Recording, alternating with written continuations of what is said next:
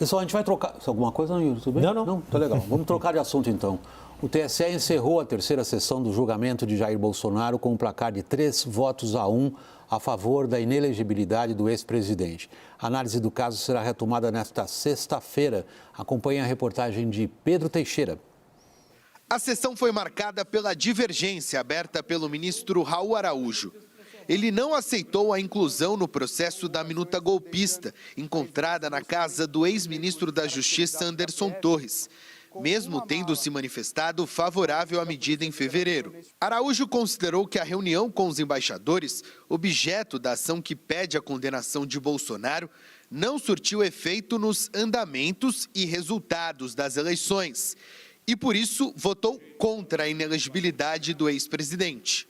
Fato é que a intensidade do comportamento concretamente imputado à reunião de 18 de julho de 22 e o conteúdo do discurso não foi tamanha a ponto de justificar a medida extrema da inelegibilidade. Bolsonaro é acusado de abuso de poder político e uso indevido dos meios de comunicação por conta da reunião realizada com embaixadores em julho do ano passado, no Palácio da Alvorada, na qual fez ataques ao sistema eleitoral brasileiro. Os argumentos de Araújo foram rebatidos pelo ministro Floriano de Azevedo Marques e André Ramos Tavares. Azevedo Marques entendeu que o discurso do ex-presidente teve claro objetivo eleitoral. Exercer a competência pública para propalar com a legitimidade de chefe de Estado uma inverdade já sabida e reiterada é um desvio de competência e, portanto, figura clássica de desvio de finalidade.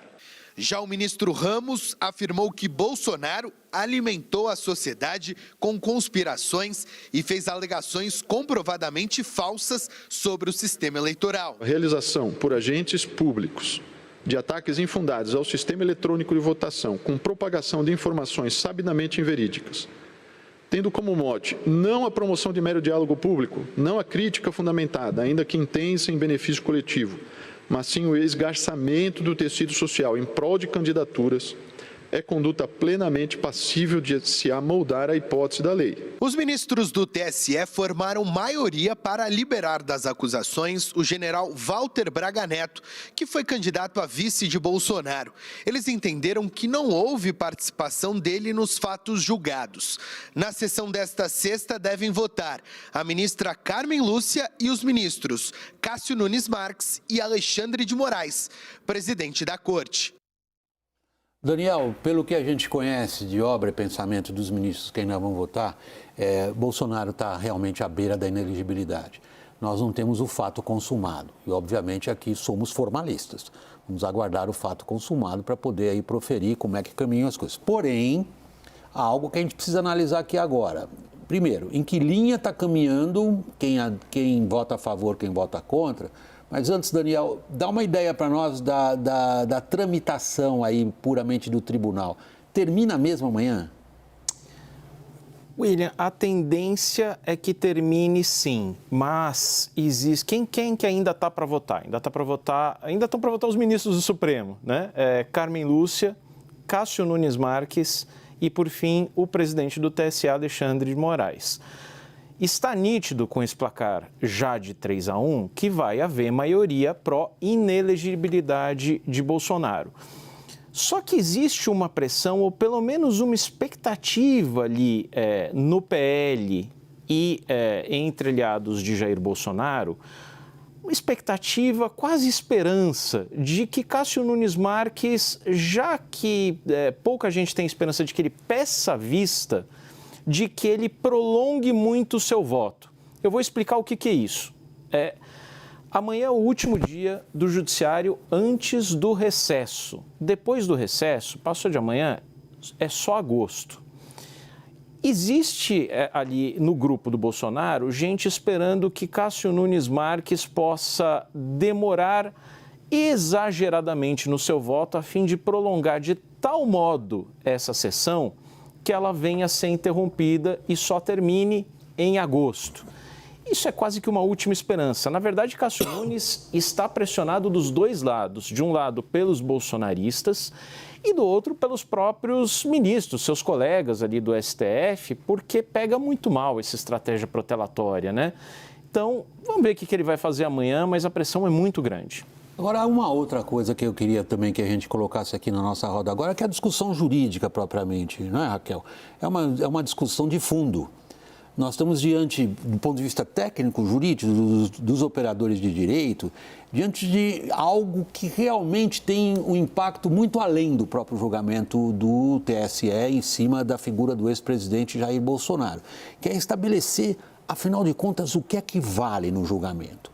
É aquele fato ou é uma longa linha do tempo no qual aquele fato é relevante e está nos autos, porém, acompanhado de outros, é o que justifica o voto pela inelegibilidade ou não contra a inelegibilidade?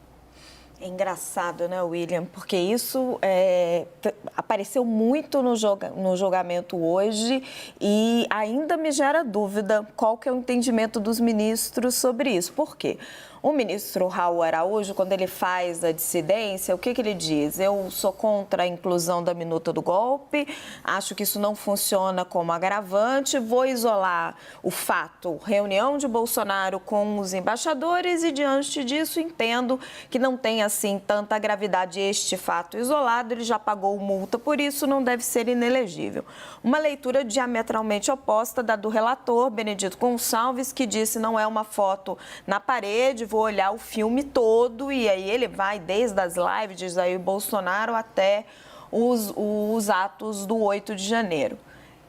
Os ministros Floriano e André Marques, os novos ministros do TSE, eles fizeram uma leitura um pouco diferente da do relator. Embora eles digam que estão todos alinhados, todos votaram a favor da inelegibilidade, isso fica claro. O ministro Floriano e o ministro André, eles isolaram a reunião dos embaixadores também. O ministro Floriano chega a dizer que a minuta do golpe não era quase que necessário no processo e que não é preciso olhar nada que vem para trás da reunião dos embaixadores, nem o que vem para frente. Que a reunião em si configurava um abuso de poder político. Com que eu acho que eles escapam dessa discussão doutrinária. Porque eles estão focados no que está nos autos especificamente em relação. Na verdade, o que eu tenho a sensação? Que, traduzindo de uma forma muito simples, eles concordam com o ministro Raul Araújo na questão doutrinária de que tem que se olhar apenas para o fato. E é engraçado que a ministra Carmen Lúcia, quando ela faz uma parte dela, interrompe um pouquinho ali o ministro Raul Araújo, ela diz exatamente isso. Ela falou, não, mas nós não estamos discutindo aqui o golpismo de Jair Bolsonaro, nós estamos discutindo a reunião dos embaixadores. Só que os ministros Floriano e André Marques, o que eles estão dizendo é, eu não preciso de mais nada para declarar a inelegibilidade de Jair Bolsonaro. A reunião basta. Isso tem consequências, Yuri.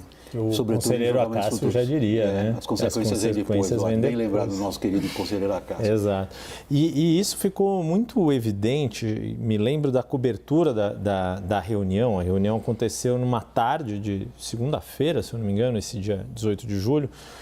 Estávamos ao vivo e vendo o que estava acontecendo, como estavam a convocação e o voto do ministro Floriano de Azevedo Marques, ele foi muito fazendo jus a carreira acadêmica dele, né?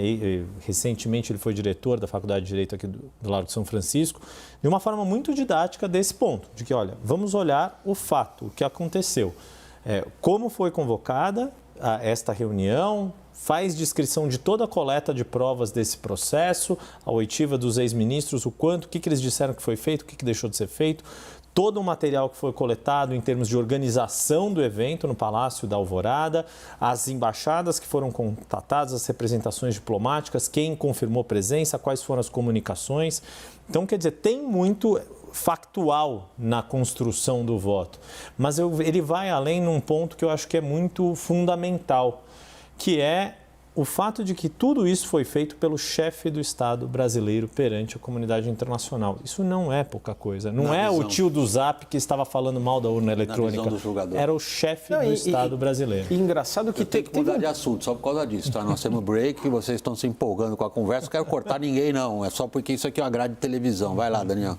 Não, rapidamente, o ministro Floriano, em certo momento, compara a reunião no Palácio da Alvorada com os embaixadores diz, olha, esses embaixadores parece que estavam atuando ali como figurantes em um comício eleitoral. Em vez do lanche, um cafezinho e água, como dizia Jair Bolsonaro. E eu me lembro vivamente dessa época que, pelo menos, o governo lembrou desses embaixadores talvez como figurantes, porque não foi convidada a comunidade internacional. Embaixadores ali da Argentina, do Reino Unido, da França, não foram convidados simplesmente porque eram vistos como adversários políticos. Muito rapidinho, William. Vamos ver, vamos ver. É interessantíssimo, porque o Yuri tocou no ponto. Você isola a reunião com os embaixadores e aí você entra na seguinte discussão. Aquele fato, qual é o tamanho da gravidade dele? Okay. Foi um abuso, está errado, mas qual é o tamanho da gravidade? E a gravidade de um fato é um conceito subjetivo, que pode ser grave para mim, pode não ser grave para você. O direito é interpretativo. Exato. E aí o que você enxerga? O ministro Raul Araújo dizendo não foi tão grave assim, não teve consequências no processo eleitoral, e os outros 3 ministros dizendo não, é muito grave, era o chefe do Poder Executivo.